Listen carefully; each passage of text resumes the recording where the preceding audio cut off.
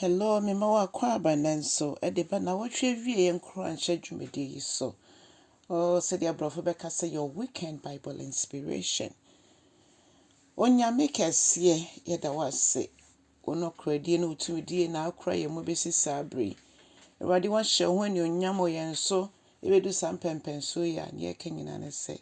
Aseda kese enka udi nkronkron no. Enenso so ewade wa ye na adom.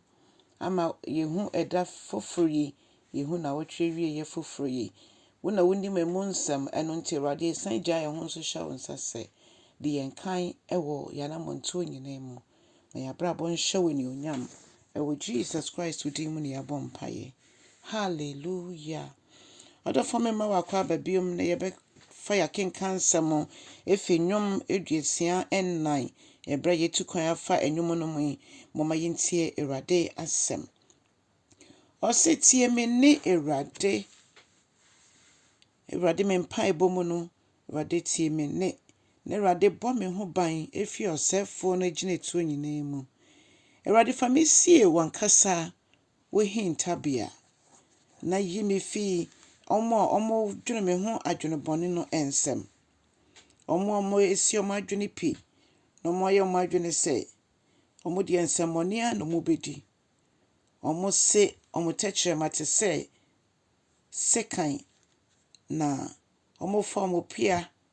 ene omo ejan na ne efi omo no ba eye ensam nwonwon no ete se de omo topia edi awoyen na omo bota nyina ne se omo beto ejan edi awo omo a omo enye omo bone mpo na afei omo di suro nanso onyame asem ka chense mama nsuro ni a ostanfo no ebeye ana odwendwene ho so obeye ni a wotimi aye ede ewura busua no mu nipadue no mu ana bebi bia no po onyankopon a okoma ye no obeko ede agye hallelujah afei omo show mo hu nkra na say o de me yenye ne nyade a obibia mpo ehu yen mama yensie ewo kokoa mu na yendi bone ni nyina no onyame asem etwe adwengina so se ekoso no nyina so di adanse se eyade a ekoso na omo ehia eben omo ho nanso sasa for raditi ase enyade a emu bia beka ne ba na nia ewo omo akome mu emu edu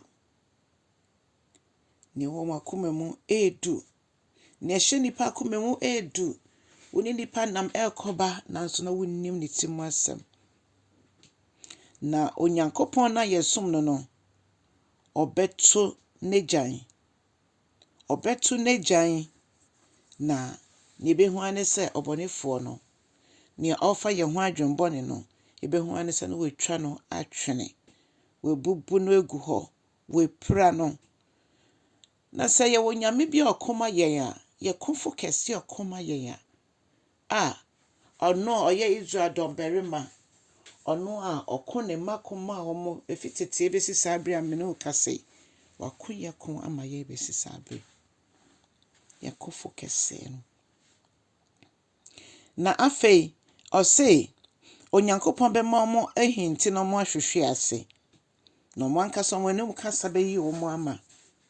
no bibiara obehu omo bedwane efiri omo nkyɛn efise onyame be prepra omo no mo hu be yi hu na nipa nyina behu no be su Awurade na Awurade ebema na nnwuma adede na obibiara obehu we no ode ne ho beto Awurade so yie na afei omo aprese afei de omo ho bema Awurade ye nyankopon no onye nyiyimu tiade ba kwa mepe wo ne ho ne se onye nyiyimu nipa ne ndi bone sesen kra so hu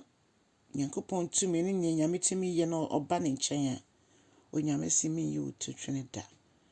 eno nti ye wadwene yie se wonya mfa Kristo Yesu a So no be yo ra o abrabo so a ebre ni enya asorokọ keke na emom kita hodie mu odin a ye ne mkronkron no wo. Eno nti ene bomodi na cha asem yi na ye nyina ye enjoy asem yi ewo na watwe wie yi. Onyame inhira no nyo kese che na on subscribe nso bomodi na ye na sa. Ye inhira ma obi ene na nyame ni onyam nye kese. Nyame nhira bebre wo Yesu din mu. Amen.